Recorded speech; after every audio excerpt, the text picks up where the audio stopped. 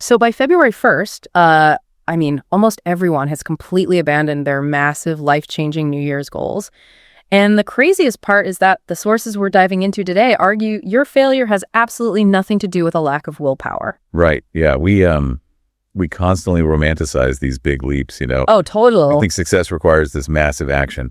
But what this text, which was originally drafted for Bookcast, captures so thoughtfully, is that your life is actually built by the small, almost invisible actions you repeat every single day. Yeah, today we are taking a deep dive into that text, specifically unpacking the core concepts of James Clear's Atomic Habits.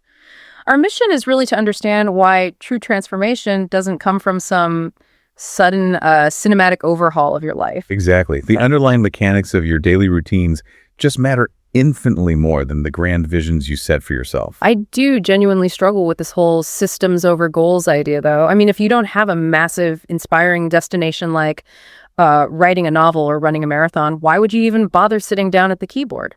Yeah, I get that. Doesn't a system fundamentally need a destination to mean anything at all? Well, goals are definitely useful for setting a direction, but they are entirely useless for actually making progress. Wait, like completely useless? Yeah, I mean, think of the goal as the rudder, but the system is the engine. If you spend all your time just staring at the rudder, well, the boat doesn't move. Right, you're just sitting there in the water. Exactly. Yeah. The text has this incredibly pivotal insight. It says, we do not rise to the level of our goals. We fall to the level of our systems. Oh, wow. We fall to the level of our systems. Yeah. If you're relying on the inspiration of the destination to get you through the daily grind, your machinery is just going to break down the exact moment you feel tired. Okay, so how do we actually fix the machinery then? Let's bring this down to actual human behavior. Sure, well, the sources emphasize environment design, which is essentially outsmarting your own brain. You have to make good habits painfully obvious and naturally attractive. So, like, if you want to read more, keeping a book hidden on a shelf introduces friction. Right. But placing it right on your pillow where you literally can't miss it, maybe next to your favorite evening tea, that changes the dynamic. It absolutely changes the dynamic. And that's because the human brain is evolutionarily wired to conserve energy. Like, it's just lazy. Basically, yes. It scans the environment for visual cues that trigger established habit loops. So when you have to dig for a book, that minor friction is actually enough to derail the whole behavior. But let's be real here.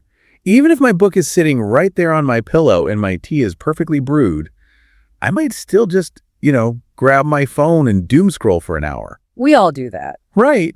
The environment alone isn't always enough to stop my brain from taking the easy way out. And that is exactly where you have to bypass the brain's resistance by lowering the barrier to entry. The sources argue for making the habit ridiculously easy. How easy are we talking? Like, don't aim to read a chapter, just aim to read 2 pages. Oh, just 2 pages. Yeah. So the mechanism here is actually rooted deeply in our neurology, specifically the basal ganglia, which regulates habit formation.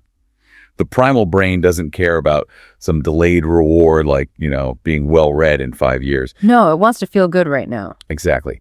It needs immediate satisfaction. By setting a tiny goal, you guarantee an immediate sense of accomplishment, which releases a hit of dopamine. Ah, dopamine, the magic chemical. Right. And that dopamine is what actually wires the habit loop shut. Which means the goal in the beginning isn't the physical result at all. The goal is just to establish the physical pathway in your brain. Precisely. And once you do that, once you've hacked your environment and lowered the friction so you're reliably reading those 2 pages a night, the text argues something much deeper happens. Which is what? Well, you stop just changing your schedule, and you fundamentally change how you view yourself. This is the philosophical core of the entire framework. Okay, I like where this is going. Every action you take is essentially a vote for the person you want to become. A vote. I love that analogy. Yeah, so reading those 2 pages isn't just about finishing a book. It's a tiny, undeniable vote casting you as a learner. Or, doing 5 minutes of stretching is a vote for a healthy identity. So true. Lasting change doesn't stem from fleeting motivation because that shifts like the weather, right? Exactly. It stems from a profound shift in identity. So instead of agonizing over getting motivated, you should focus entirely on rigging this daily election. Yes, exactly. You just cast tiny, continuous votes to prove to yourself who you actually are. Because a rigged system creates consistency and, consistency builds belief. Right. Once you fundamentally believe you are a reader or an athlete or a writer, the habits just follow naturally.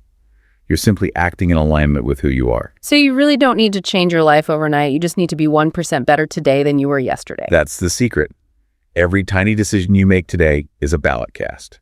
It's an incredibly empowering way to view the small choices you will face after listening to this deep dive. It really is. Which leaves you, the listener, with this to think about. If every action is a vote for who you become, what identity are your unconscious daily habits secretly voting for right now?